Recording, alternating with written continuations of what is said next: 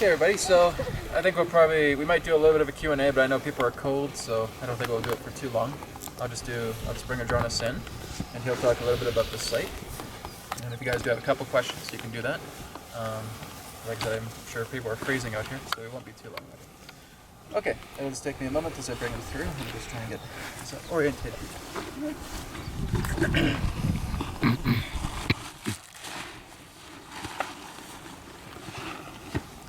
I always have a chair with me when I try this. Okay, here.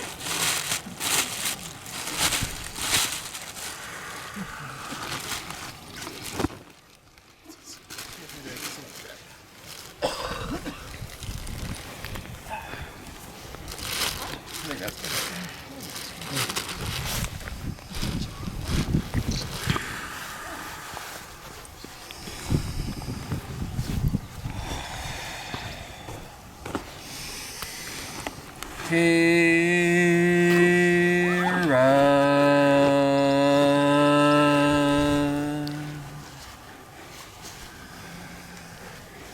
Soul Star.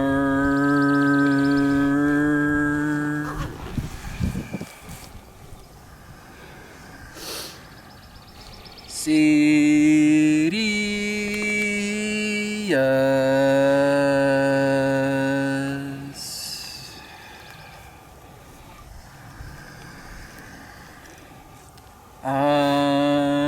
Adronis.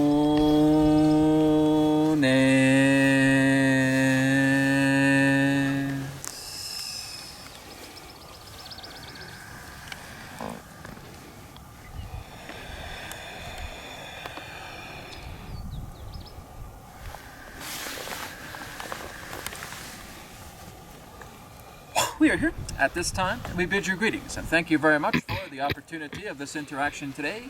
I am Adronis of Sirius, and we send love, appreciation, and gratitude to all of you who are tuning in to this transmission being brought forward through your group collective consciousness. What we'd like all of you to do at this time is simply allow yourselves, firstly, to get relaxed, get comfortable, and tune in to the vibrations of Sirius, so that you may synchronize, harmonize, and align to all the information that we have to share. Also understand that all that we shall provide today is simply that of our perspective, our point of view. For all knowledge, all information, all creation itself resides within your very hearts, beings, and souls. You all understand that you're standing on top of a portal system, yes? Yes. This is a dimensional portal system. It connects to many other dimensional portal transit systems that exist throughout your planet. Through the idea of other particular forms of gateways like this, many of you refer to as a henge. You can also look at it in that sense as other particular forms of celestial calendars. Now, a celestial calendar in that sense is really just mapping out specific openings of gateways that are taking place, to which when these particular sites were active, there would be transportations of what you would know as off-world guests that would come through these portals, which means that these particular portals are not just linked to other portals dimensionally contained upon your planet, but also on others. If many of you wonder exactly how the Anunnaki came upon your planet, it wasn't just through spaceships, it was through this. Many of them came through portal systems.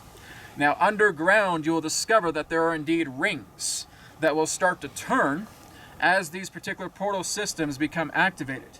These particular rings act as a type of pineal gland. They are, in that sense, a type of neural system. And that these particular rocks that you see here, these stones, these fossils, they act in that sense as a bridging conduit. And they will actually create an opening, a gateway, that will actually form from the ground. And they will actually appear. So when you actually look back into your ancient ancestry, and to when there were times to what you would know as your equinoxes, your phase events that took place during these specific times, one moment this particular field would be bare of life, the next moment it would be filled with life. At the end of that specific, shall we say, equinoxial period. This is how many of these off-world visitors came upon your planet. They were on their own world, and now they came here. So many of them taught humanity how to construct these particular gateways. You can also find this similarly through your pyramid constructs and through your ancient sacred sites. They again are all connected. It is a network. It is a network of helping to ground in different dimensional energies. It is a network of helping to stabilize the nature of your own earth, pertaining to its energies, pertaining to its own, shall we say, gravitation as well too, relating to, shall we say, equilibrium and maintaining of healthy preservation upon your planet. It is the idea of bringing a lot of internal energies to the surface, because what you will notice is that when you go deeper into the inner earth, this is already calibrated to fourth density. So what is happening is that many of these particular forms of systems, portal systems, transit systems, again, like what you discover with your stone circles as well too, are amplifiers. And they are tuning in directly to the deeper areas of the ground, and they're actually bringing in the earth energy to the surface. It is a preservation, it is a grounding, it is a stabilizer, it is a longevity energetic. So, you are standing in the middle of a portal system. You are standing in a very, very sacred place that over 200,000 years ago brought about certain visitors upon your planet that helped to usher in the genesis to what you would know as the modern human race. This is exactly where you are standing. This is exactly where you are. It, in that sense, holds a great deal of history through the idea about how off-world visitors came upon your planet, how your, shall we say, ancestors came upon this planet and utilized the energies, the nourishing energies of this site to therefore create the first steps in bringing forward humanity in this way. So, we thank you very much for this interaction. Do we have any questions from any of you today? Yes, please. Hello, Michael. It's Michael. Yes. Who was the architect or the builder of this site? The architects, again, would be the Anunnaki. So the Anunnaki, in that sense, would teach much in regards to those particular humans that would receive. You would basically understand them to be a king or a sovereign. Was Enki involved in this construction? Yes, correct. Was there gold mining going on down in the valley below us? There was, yes. Was it as large a scale as I imagine, if you know what I'm imagining? Or We may not know exactly what you're imagining, but it was quite vast. would it be correct to say that there were thousands of people working down there? Many thousands, tens of thousands. Thank you. Yes. Any other questions? The sand along the edges of the crater that I have identified, is that the remaining sand from the gold mining? Or It is, yes. It is. The residual effects. Any other questions? Hello, Adronis. This Hello. is Rosemary. Yes, hello, Rosa. You mentioned those the construction underneath this site. Yes. Is that within our dimension, or is No, it a higher different density? dimension. A different dimension. Yeah. Operating Okay. differently. If you were to excavate this Yeah. site, you would find no rings, yet those Yeah. rings exist. Yeah, that was. They are dimensionally protected, we will say. Yeah. And many of your ancient sites actually have those rings. Stonehenge in your United Kingdom has those rings as well, too. Yeah. Thank you. That answered my question. All right, Thank you. This is Michael again. Yes? The stones are fossils, I believe, here. Yes. And the rest of the stones along the edge here, would they also be fossils? Yes, they would. Would they belong to the same creature or different creatures? Different creatures. Not, shall we say, various types. Some are human, some are animal. But they were utilized in that way based upon, shall we say, their conducting. The ability of their conducting in that way based upon the material body was much more efficient than the idea of the utilization of stones. So they held, in that sense, a greater amplification, conductivity to themselves. When did these creatures perish that were then Many used? hundreds of thousands of years ago. So going back approximately, shall we say, 150,000, 180,000, 190,000, 225,000, etc. So it does go back based upon ages. So obviously these creatures were already dead and petrified. Correct, yes. There was no form of sacrifice utilized in regards to that. They were actually honoring their bodies. Was there sacrifice done here at any other stage? In later times, yes. And this again is why the aspect of many of these particular sacred sites have been dismantled, because they do become corrupted. Because as we talked about, similar to like the stone circles as well, or the stone arrays as we term, they too represented the idea of certain blood sacrifices, and they would altogether pollute this particular portal. Now again, if this did not happen, this site would not be deactivated. So this was deactivated in that sense through what you would term as the facilitators, or in that sense priests, that would come here and realize, sense that these energies in that sense were running rampant, they were stagnant, and therefore they would be closing down the site through the dismantling of the stones. So the machine that you would term relating to the portal system is still active, but because everything here is not in harmony, it does not operate. Yet there is residual energies that remain that are encased in the stones that are actually creating this residual effect that you're feeling. All the energies that you sense in this space are mainly coming from the stones, or therefore the fossils. Is there a connection between this site and Great Zimbabwe? Yes, they're all linked together, they're networked. Now we would say not just those, but again, pretty much every single site upon your planet is linked and networked in a certain way. It was very intricate in its state of design. What role did Enki have in all of this, in this site in Great Zimbabwe? He was, as you would say, the architect in a certain way. One who was basically helping to develop these technologies, for he had these ideas of understanding. So basically, think similar to the idea of what you would term as Thoth in that way, who also had, shall we say, these certain forms of architectural mind, archetypal mind. This is therefore what Enki represented, as he was therefore tasked to bringing these gateways on. So again, as we stated, these particular gateways were utilized to bring forward mostly off-world visitors, but they could also be calibrated in certain areas through certain ceremonies based upon certain, shall we say, ceremonial aspects taking place to actually transit to different dimensional Earths. So you would understand that these particular forms of sites were utilized in your ancient past, also within your ancient future as well. But again, they exist on different Earths that are not currently compatible with your linear understanding of time.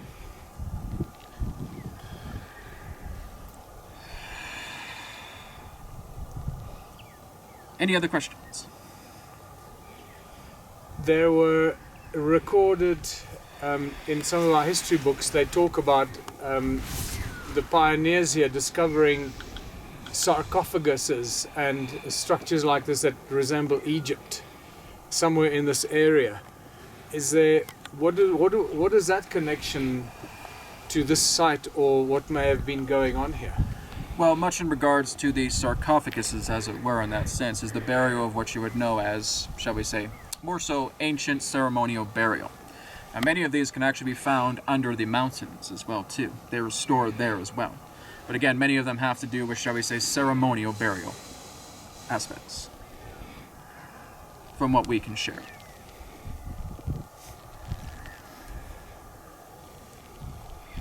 What was the primary destruction of the site? Invasion. Invasion? Yes. By other beings, or? Human and other beings, yes, to what you would term as reptile in nature.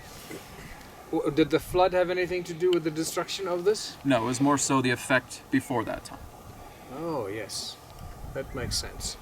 Understand that natural weather patterns in that sense would not actually destroy this foundation. It is too, shall we say, solid. But it is the idea of intentional destruction. Yeah, that makes complete sense. Yes. Yeah. We are happy to take 3 more questions before we conclude. I have one. Yes. This is Max speaking. Yes. There are apparently 2 pyramids south of here. Yes. East. East. Well, down East. the valley. East, yeah. And are they artificially created pyramids? What do you mean artificially created? Well, I mean, are they constructed? They are constructed, yes. Constructed pyramids. Yes. Mhm. Now understand the pyramids you're talking about are not naturally formed. They are part of intelligent design. Yeah. Okay. And this is the same masters. This is Enki and the Anunnaki. Or? Yes. Mm-hmm. All right. Is there a connection between the pyramids and this site? Yes, it's part as a buffer in that sense, or what you would know as, shall we say, shared sites pertaining to the idea of creating this particular machine that we speak of. They are linked, they are networked together. Do the pyramids generate any kind of energy? They did, at one particular point, yes. Not so much anymore. It was a very different energetic at those times. Do you know of any other? This is Michael, by the way. Yes, we know. Do you know of any other significant sites north of Great Zimbabwe and before we get to the Great Pyramid of Giza? We do not have the translation for this device. But we would say yes, but again, the names of them in that sense is not available. Sorry, so you mean there were constructions, but we There don't have were, any but we names do for not them? have a term for them to identify them. But if we go look along that line, will we Yes, find you will some? find it. Keep tracing it. You may find temples, you may find circles as well too. Those two are relevant. But again, we do not have the names based upon the idea of not having the familiarity of your full vocabulary. Any last question for us?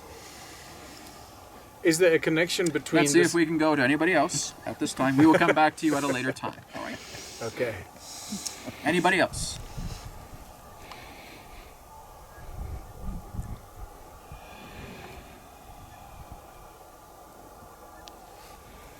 Hello, testing, testing, 1, 2, 3. Stunned silence. All right, Michael, continue. We will end with your final question. Is there a connection between the creation of humanity and this site? Right over there. But again, it was not immediate. It was something over time. Again, it was the idea of the genesis of that effect. So it was not immediate in that way, but it was the spawning as it relates to the idea of, shall we say, genetic appropriation to therefore later on introduce the human race. Is it more like a symbolic site for that, or was the energy of the Not site? symbolic, it was quite literal. Okay. There were what you would term as maidens here. Wow. Yes. Was the energy of the site utilized for that process? Very much so, yes. It was necessary, in fact. Because you would understand that the birth of humanity was androgynous. It was not used by males. It was a process to what you would term as parthenogenesis. The maidens came here and they were virgins. And they gave birth to what you would know as the inkling genesis that would later become humanity. So the aspect of all the maidens that were here were, as you would term, androgynous. It was not through the idea of male seed, not through the idea of male conception. It was through the energetic of this space to create asexual or parthenogenesis birth. This is why the earlier humans upon your planet were androgynous, or if you were to give them a closer sex, it would be the idea of females. Which means that when humanity came upon the planet, they were female or / androgynous, and that their aspect of reproduction came from parthenogenesis. It was not through the idea of the mating between male and female. That came later on. So the earlier humans upon your planet were female or androgynous in that way. Can I ask a final question? Yes. Those androgynous females were, in my understanding, then not the actual slaves that were used in the gold mining. They were not, no. There was a different, much stronger, Yes. more masculine breed Correct. that was created for that. Is that? Yes, correct, completely. All right. We thank you all for this interaction. We will now conclude and return to the conduits. Goodbye for now.